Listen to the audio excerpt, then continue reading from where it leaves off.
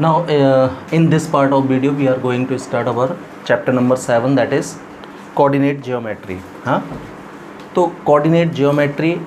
तो first of all, what is coordinate system? You know coordinate system.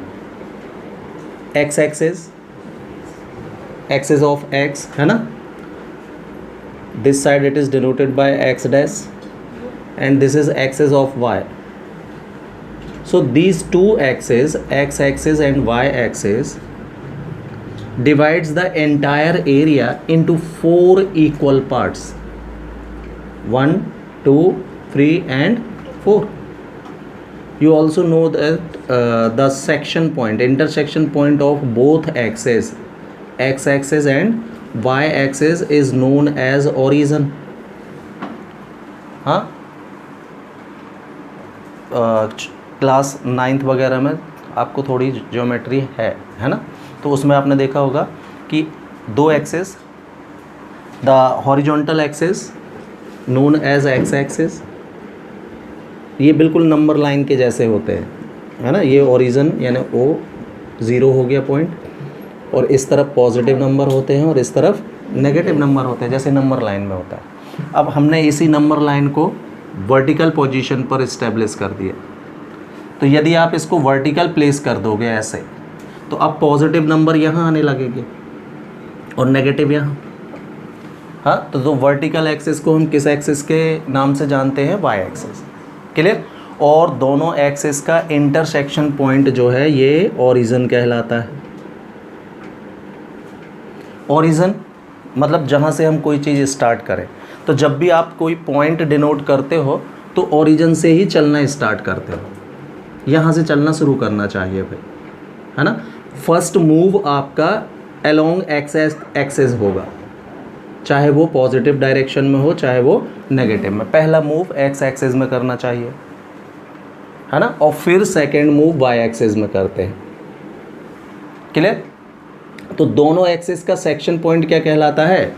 Origin, है ना. Origin के coordinates जो होते हैं वो 0 0 होते हैं, मतलब आप कहीं नहीं चले हो.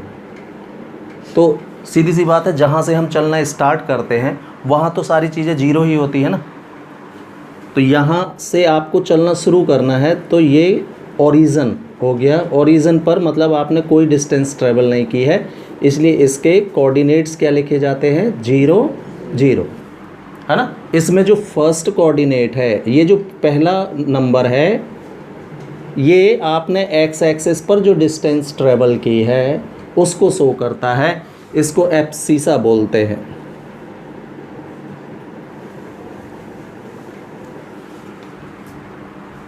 और ये जो पॉइंट आप ब्रैकेट में लिख देते हो ना, ये ऑर्डर पेयर कहलाता है, मतलब ऑर्डर में लिखना ज़रूरी है. इसमें पहला अक्षर जो भी लोगे आप, पहला अंक, वो आपका एक्स एक्सिस में ट्रेवल डिस्टेंस को शो करेगा.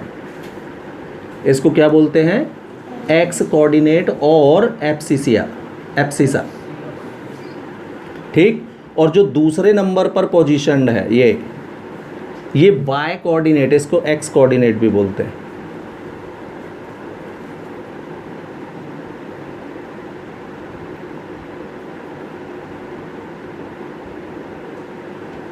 और ये कहलाता है क्या? ऑर्डिनेट. वाई कोऑर्डिनेट को किस नाम से जानते हो आप? ऑर्डिनेट के नाम से जानते हैं. तो और ब्रैकेट के अंदर दोनों नंबरों को कॉमा लगा के लिख दिया जाए तो ये कहलाता है क्या? Order pair of any point. Order pair मतलब एक पर्टिकुलर ऑर्डर में आपने एक पेयर लिखा है. ऑर्डर कैसा है कि पहला एलिमेंट किसको शो करेगा? एक्स एक्सिस की डिस्टेंस में ट्रेवल्ड डिस्टेंस को शो करेगा, और सेकंड पॉइंट वाई एक्सिस में जो भी डिस्टेंस आप ट्रेवल करोगे. अच्छा, वाई एक्सिस में किसी एक्सिस में डिस्टेंस ट्रेवल करना या उस एक्सिस के पैरेलल कोई डिस्टेंस ट्रेवल करना, ये एक ही बात होती है. मतलब इसके पैरेलल हो आप यहाँ कहीं और इस तरीके से डिस्टेंस ट्रेवल कर रहे हो तो वो वाई एक्सिस में ही मानी जाएगी. मतलब एक्स एक्सिस के वर्टिकली अपवर्ड या वर्टिकली डाउनवर्ड्स जब भी आप चलोगे तो वो डिस्टेंस किसकी मानी जाएगी? वाई एक्सिस की मानी जाएगी. क्लियर। तो ये दो एक्सेस, एक हॉरिजॉन्टल एक्सेस मतलब एक्स एक्सेस और दूसरा वर्टिकल एक्सेस मतलब वाई एक्सेस, एंटायर स्पेस को या प्लेन को चार, है ना, 4 इक्वल पार्ट्स में डिवाइड करता है ना। इन इक्वल पार्ट्स में ये पहला पार्ट है, इसको फर्स्ट कोऑर्डिनेट बोलते हैं, first quadrant.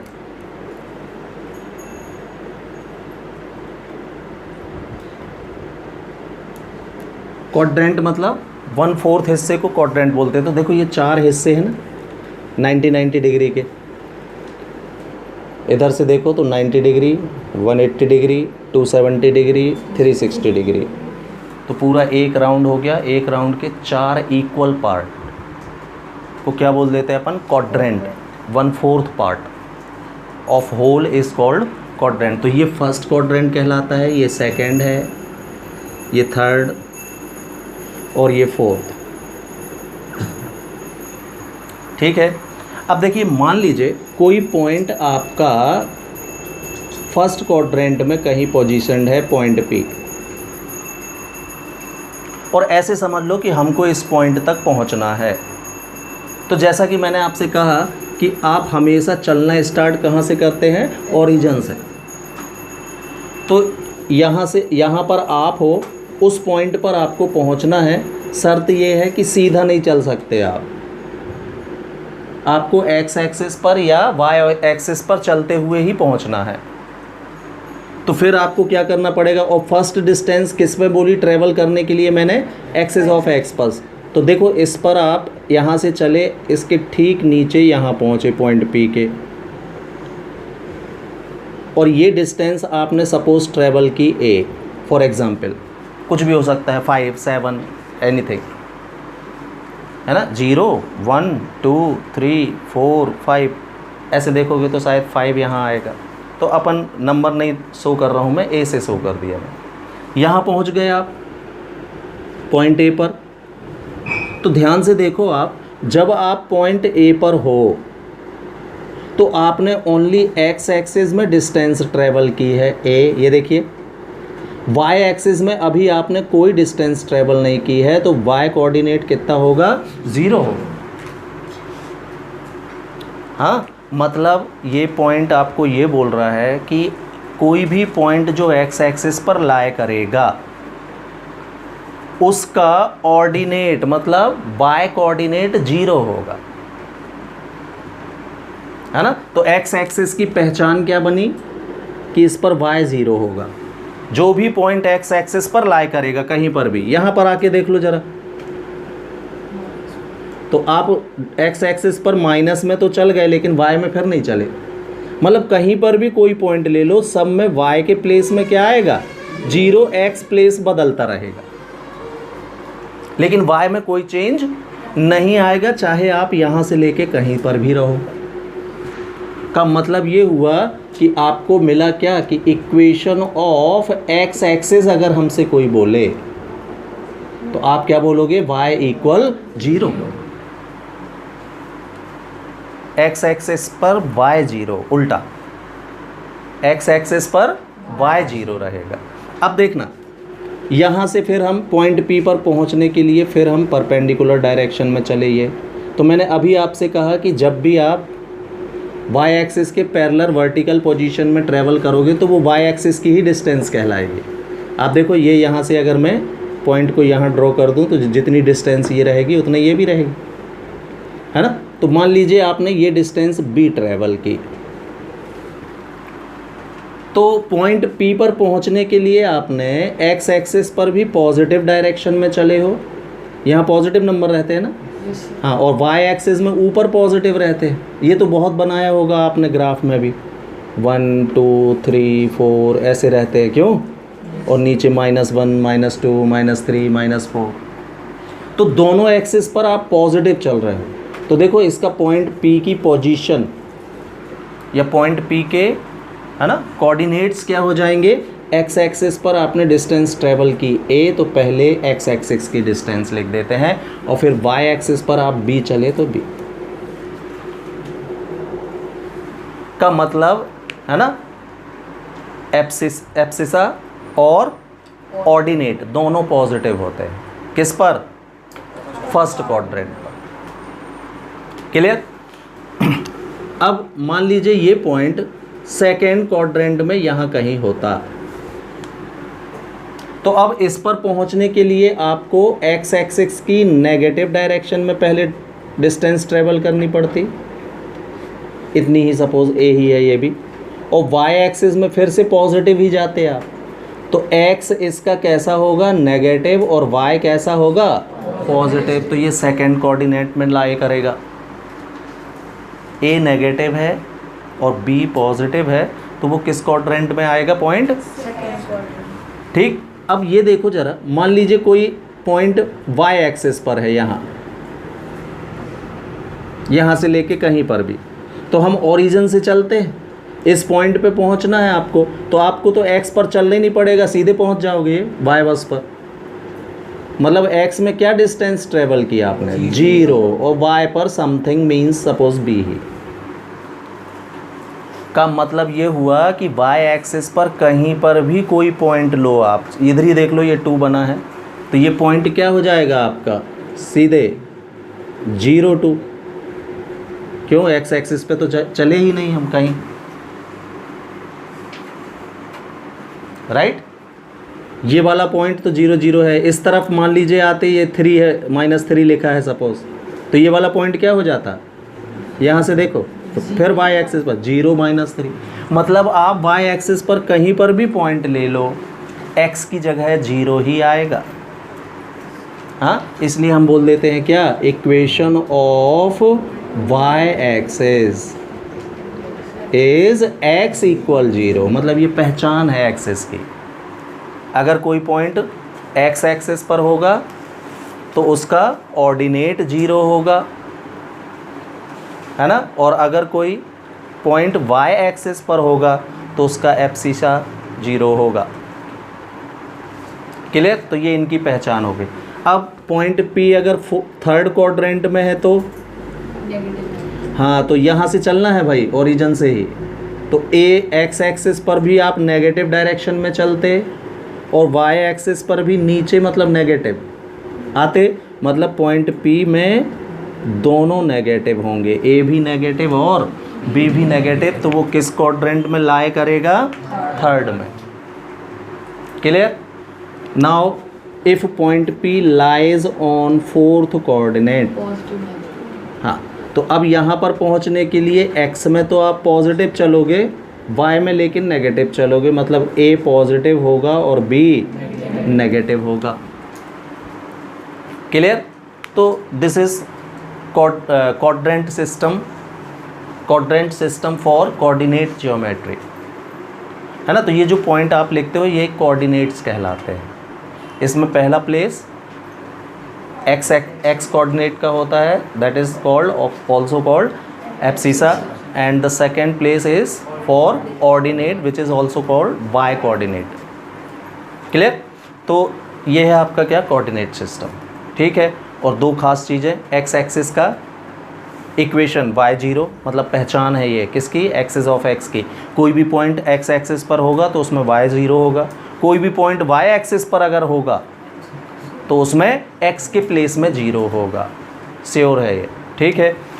Now see after that we can find in coordinate geometry we can find the distance between 2 points. Suppose you have any 2 points, कोई भी 2 पॉइंट है आपके पास। एक पॉइंट P है जिसके कोऑर्डिनेट x1 एंड y1 है, और दूसरा पॉइंट Q है यहाँ कहीं, इसके कोऑर्डिनेट्स x2 एंड y2 हैं। हाँ, तो हमको, हाँ, मैंने इसको फर्स्ट में बनाया है ना, जिससे दोनों पॉजिटिव किसी ले सकूं, जिस किसी भी ये पॉइंट किसी भी क्वाड्रेंट में लाई करे, कोई फ़र्क नहीं पड़ता उससे। मतलब x1 y1 जो मैंने लिख दिए हैं ये can be positive can be negative. ठीक है। तो फिगर 1 बना सकता हूं मैं, तो एक मैंने ये वाला बना दिया सिंपल, कि फर्स्ट में ले लिए हैं दोनों पॉइंट। किसी में एक फर्स्ट में दूसरा सेकंड में, एक फर्स्ट में दूसरा थर्ड में, एक फर्स्ट में, फोर्थ में, सेकंड में, फोर्थ में, थर्ड में, सेकंड में, ऐसा कहीं पे भी हो सकते हैं दोनों पॉइंट। तो ये मत सोचना कि दोनों पॉइंट हमेशा इस फर्स्ट में होंगे तभी लगाएंगे क्या हम फॉर्मूला, नहीं, कहीं पर भी लगा सकते हो। x1 y1 की वैल्यू बदल जाएगी। अगर पॉइंट P यहाँ बना देता तो x1 नेगेटिव हो जाएगा, y1 पॉजिटिव हो जाएगा, जो अभी मैंने बताया। तो वो सारी चीज़ें रहेंगी, ठीक है। तो distance between 2 points P and Q, suppose we have 2 points,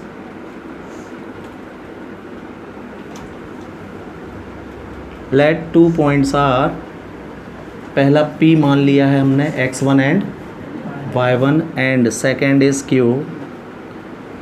in point के नाम भी कुछ भी हो सकते हैं भाई, A और B हो सकता है, C और D हो सकता है, P और Q हो सकता है, वो भी मैटर नहीं करता, है ना। तो इन दोनों के बीच की डिस्टेंस मतलब क्या फाइंड करना है आपको, PQ। A और B होता तो क्या फाइंड करते, AB। C और D होता तो CD।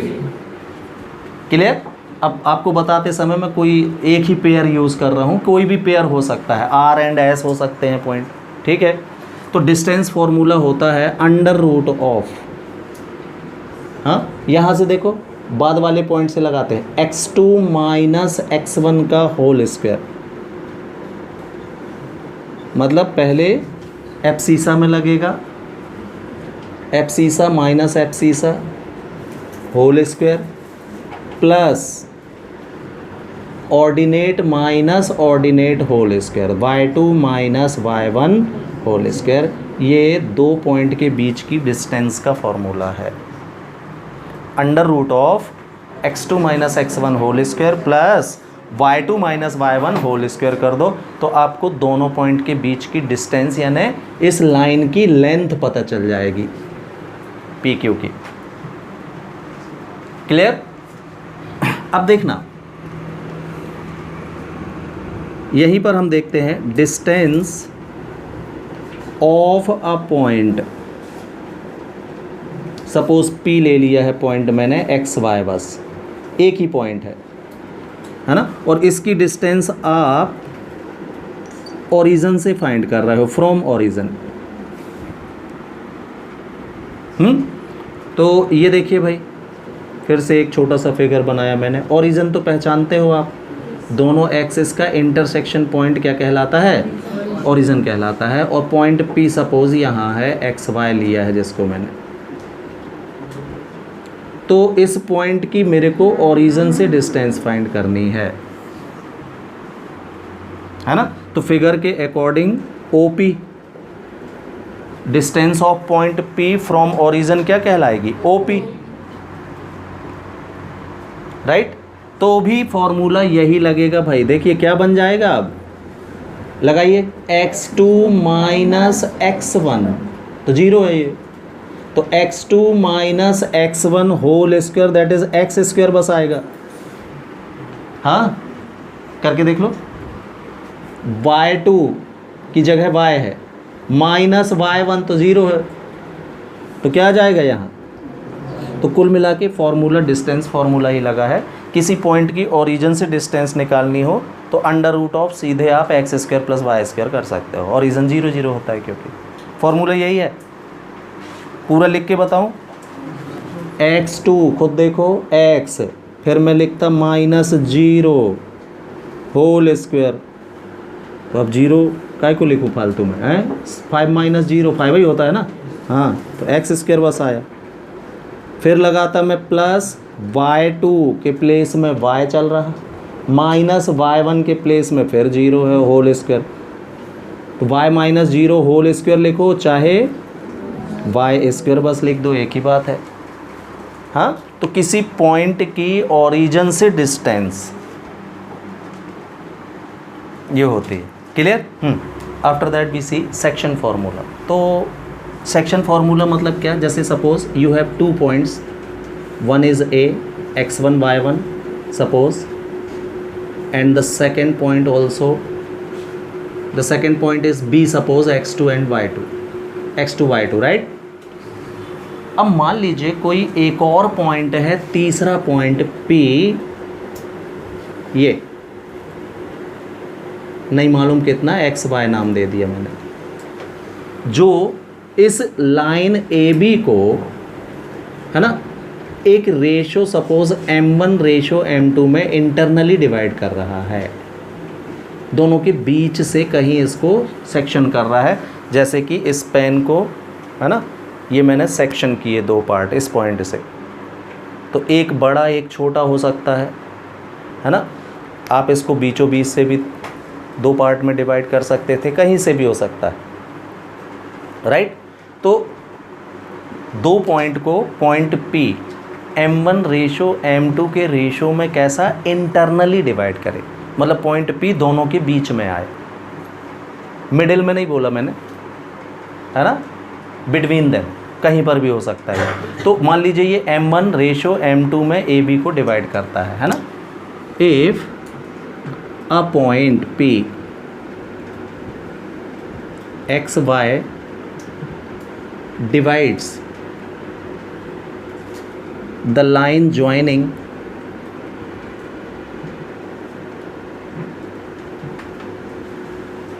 point A x1 y1 and point B x2 y2 in ratio m1 ratio m2 internally. तो हमको जो पॉइंट डिवाइड कर रहा है उसके कोऑर्डिनेट कैसे फाइंड करें, उस पॉइंट को कैसे पता करें, तो उसके लिए फॉर्मूला है। देखो हमेशा फॉर्मूला ध्यान से, मिडिल में कौन सा पॉइंट आया है, दोनों के बिटवीन में कौन सा पॉइंट लाई कर रहा है, P डिवाइड कर रहा है ना, तो P पता करना है आपको। तो x इज इक्वल टू, मतलब पॉइंट P का abscissa, x is equal to कैसे लगेगा देखना, m1x2, ध्यान से इस तरफ का रेशो उस वाले पॉइंट में लगेगा, m1x2 प्लस, हाँ क्यों, पॉइंट P इंटरनली डिवाइड कर रहा है तो प्लस, और मान लो ये पॉइंट P बाहर कहीं होता, यहाँ कहीं, तो ये एक्सटर्नल डिवीज़न कहलाता है। सेक्शन फॉर्मूले दो टाइप के होते हैं, एक इंटरनल डिवीज़न, मतलब जो पॉइंट डिवाइड कर रहा है वो दोनों पॉइंट के अंदर कहीं है, और दूसरा होता है एक्सटर्नल डिवीज़न, ये पॉइंट P AB को प्रोड्यूस करने पर कहीं मिल रहा है, तो वो एक्सटर्नल डिवीज़न कहलाएगा, बाहर से। हाँ, तो एक्सटर्नल डिवीज़न में फॉर्मूला यही रहता है, प्लस की जगह माइनस लग जाता है। तो कैसा लगा भाई, x इज इक्वल टू, ध्यान से देखना, हमेशा ऐसे ही लगाना, x is equal to, middle से लगा रहा हूँ क्या मैं, बीच वाले पॉइंट से लगा रहा हूँ ना, ये देखो x इज इक्वल टू, हाँ m1x2 इस तरफ वाला वहाँ, plus m2x1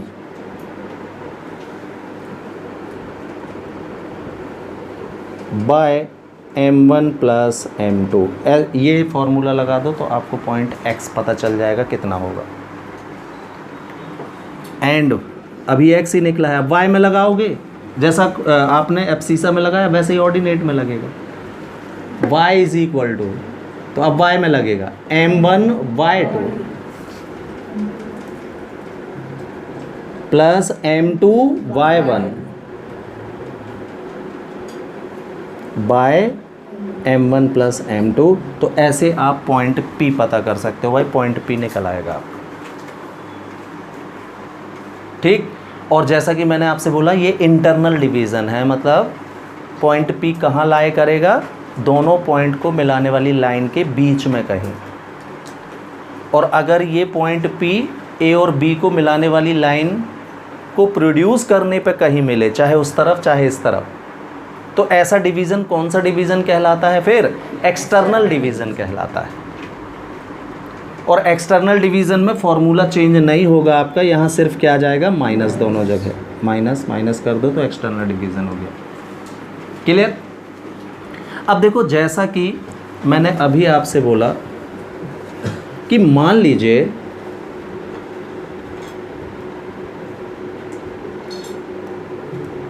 coordinate of mid points of ax1y1 and bx2y2। तो जैसा अभी मैं आपसे बोल रहा था कि इस को मेरे को सेक्शन करना है, मतलब दो पार्ट में डिवाइड करना है, तो मैं इसको बिल्कुल 20 से भी दो बराबर बराबर हिस्सों में भी बांट सकता हूँ। अभी मैंने इनको कहीं से भी कर दिया था, जैसे पेन से ढक्कन अलग कर दिया मैंने ये, तो एक पार्ट कुछ और होगा, दूसरा कुछ और है, एक छोटा दिख रहा होगा आपको, एक बड़ा दिख रहा होगा, है ना। दैट मीन्स 1:2 हो सकता है, ये 2:1 हो सकता है, 3:2, मतलब डिफरेंट रेशो हो सकते हैं। अब मैं अगर इसको जस्ट मिडिल से ब्रेक करता हूँ तो ये क्या कहलाने लगेगा, इसका मिड पॉइंट, राइट। तो देखो coordinates of mid point of points A and B, तो A और B ये है, पॉइंट A x1 y1 ही है आपका, पॉइंट B x2 y2 ही है। अब जो पॉइंट P है बिल्कुल मिडिल में है, P x y, same condition. तो अब सिर्फ फर्क क्या पड़ेगा आपका, रेशो m1 रेशो m2 ना होके 1:1 हो जाएगा, ये इक्वल इक्वल, दो इक्वल पार्ट का मतलब कितना रेशो भाई, 1:1 होता है। कैसे, सपोज ये 5 ये भी 5, तो 5 और 5 का रेशो 1 ही ना आएगा। दैट्स वाई इक्वल पार्ट्स को रेशो में 1:1 लिखते हैं। अब आप किसी भी नंबर में बराबर बराबर करोगे तो भी इतना ही आएगा। जैसे मान लीजिए पूरी लेंथ इसकी 14 थी, तो हाफ हाफ 7 रेशो निकाल, हर 1, हाँ 30 का हाफ हाफ 15 रेशो निकालना, तो रेशो तो 1:1 ही आएगा अगर आपने दोनों पार्ट। तो इसी फॉर्मूले में अगर मैं m1 की जगह 1 और m2 की जगह 1 रख दूं तो मेरे को मिडिल पॉइंट यानी मिड पॉइंट का फॉर्मूला मिल जाएगा। हाँ, तो यहाँ let point P xy is mid point of AB।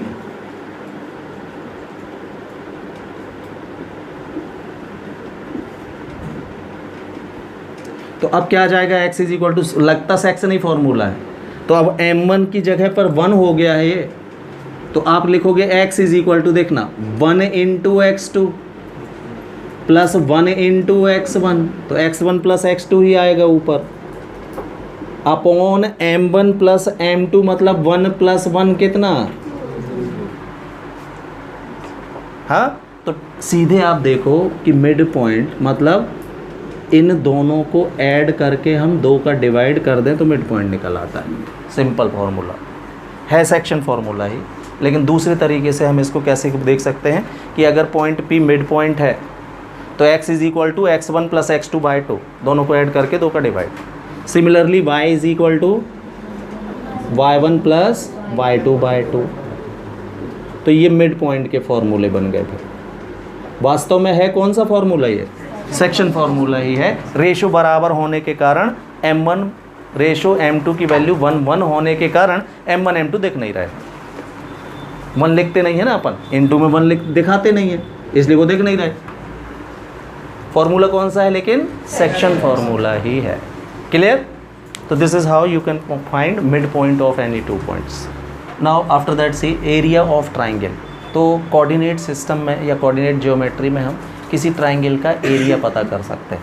देखो अभी तक आपने जो भी एरियाज़ फाइंड किए हैं, area of triangle delta is equal to, पहला तो आपने हाफ बेस इनटू हाइट, जो कि उन ट्राइंगलों में लगता है जिसमें परपेंडिकुलर गिवन हो, राइट, ये हाइट ये बेस। अब वो ऐसा हो राइट ट्राइंगल में भी लग जाता है ये वाला, क्यों, क्योंकि राइट ट्राइंगल का जो परपेंडिकुलर होता है वही हाइट होती है। तो हाफ बेस इनटू हाइट पढ़ चुके हो आप ये, है ना। फिर दूसरा आपने देखा था कि अगर ट्राइंगल इक्विलेटर है, area of equilateral triangle √3/4a², है ना। स्केलन ट्राइंगल में है हैरोज फॉर्मूला देखा था आपने, लेकिन आपने गौर किया इन सभी में साइड का रोल है। मतलब ये ट्राइंगल एरिया निकालने में सब में हमको ट्राइंगल की साइड्स की ज़रूरत पड़ती है ना। कोऑर्डिनेट ज्योमेट्री से अगर आपको ऐसा ट्राइंगल गिवन है जिसके सिर्फ वर्टेक्स गिवन है तो भी एरिया निकाल सकते हैं भाई इसकी हेल्प से। हाँ, suppose we have a triangle ABC, नाम कुछ भी हो सकता है भाई, मैं एक नाम में बताता हूँ, PQR हो सकता है, DEF हो सकता है। अब मैं एक नाम रख के बताऊँगा ना आपको कोई भी चीज़, तो आप कंफ्यूज नहीं होना है आपको। हाँ, तो सपोज पॉइंट A या वर्टेक्स A इसका है x1 y1, वर्टेक्स B इसका है x2 y2 and vertex C है इसका x3 एंड y3। साइड नहीं है हमारे पास, वैसे साइड नहीं हो तो अभी हम साइड निकाल सकते हैं। डिस्टेंस फार्मूला मैंने अभी आपको बता दिया है। तो वर्टेक्स गिवन हो तो आप किसी भी ट्राइंगल की साइड निकाल सकते हो। A भी निकालना है तो है ना, x2 minus x1 whole square, y2 minus y1 whole square करो, साइड की लेंथ निकल आती है। इस चैप्टर का पहला फार्मूला हमने वही देखा। तो डिस्टेंस फार्मूले से हम ट्राइंगल की साइड भी पता कर सकते हैं। BC पता करना है तो क्या लग जाएगा फार्मूला, BC तो लगाओ x3 minus x2 whole square under root of plus y3 minus y2 whole square, distance of BC निकल आएगी। तो निकाल सकते हैं। तो वर्टेक्स के फॉर्म में ही area of triangle ABC whose vertices are A x1 y1, B x2 y2 and C x3 y3। हाँ, तो delta area of triangle ABC delta is equal to, delta लगा दो मतलब एरिया ऑफ ट्राइंगल ABC हो गया, है ना। या पूरा लिख दो एरिया ब्रैकेट ट्राइंगल ABC, जैसा लिखते आए हो आप। ये फॉर्मूला होता है हाफ। देखो ध्यान रखने का तरीका, x1 plus x2 plus x3, मतलब y को, अब y जो है ना ये ब्रैकेट के अंदर आएंगे। ये याद रखने का तरीका बता रहा हूँ मैं। 1 2 3। अब आपको साइक्लिक ऑर्डर में ही चलना है। साइक्लिक ऑर्डर तो समझते होंगे ना, 1 के बाद 2 के बाद 3, तो 3 के बाद फिर 1 आ जाएगा। अगर 3 नंबर को मैं साइकिल में करूँ, मान लो 3 लोग एक सर्किल में दौड़ रहे हैं, तो मैं आपसे बोलूँ पहला कौन, नहीं ना। इधर से शुरू करोगे तो ये पहला दूसरा तीसरा हो जाएगा, इधर से शुरू करोगे तो फर्स्ट सेकंड थर्ड, कहीं से भी शुरू करो। इसको साइक्लिक ऑर्डर बोलते हैं भाई। 1 के बाद 2 तो 2 के बाद 3 तो 3 के बाद फिर 1 आ जाएगा। देखो हाँ, तो आपको y जो होंगे ना साइक्लिक ऑर्डर में आएंगे। 1 हो गया तो 2 3, y2 माइनस y3, y में 1 2 3, x बाहर y अंदर। याद रखने का तरीका, x2 2 बाहर तो 3 1 2 3 1। स्टार्ट करके देख लो, 2 3 1 cyclic order. 3 y1 minus y2, 3 1 2 3 1 2 cyclic order में। तो x1 into y2 minus y3 plus x2 into y3 minus y1 plus x3 into y1 minus y2। जो नंबर बाहर चलेगा वो अंदर नहीं आएगा। 1 तो 2 3, 2 तो 3 1 और 3 तो 1 2। याद रखने का तरीका जिसमें ये गलत ना लिख लो आप, तो ऐसे आप कर सकते हो x1 x2 x3। अब अंदर जो चलेंगे इसके साइक्लिक ऑर्डर में चलेंगे, 1 2 3 2 3 1 3 1 2, y अंदर x बाहर, ऐसे ध्यान रख सकते हो। ठीक। अच्छा देखो, इसी में एक बहुत इंटरेस्टिंग चीज़ ये है कि मैं पॉइंट A को लाके इसी में BC पर ही रख दूं, मतलब ABC एक ही लाइन में हो जाए, कोलिनियर।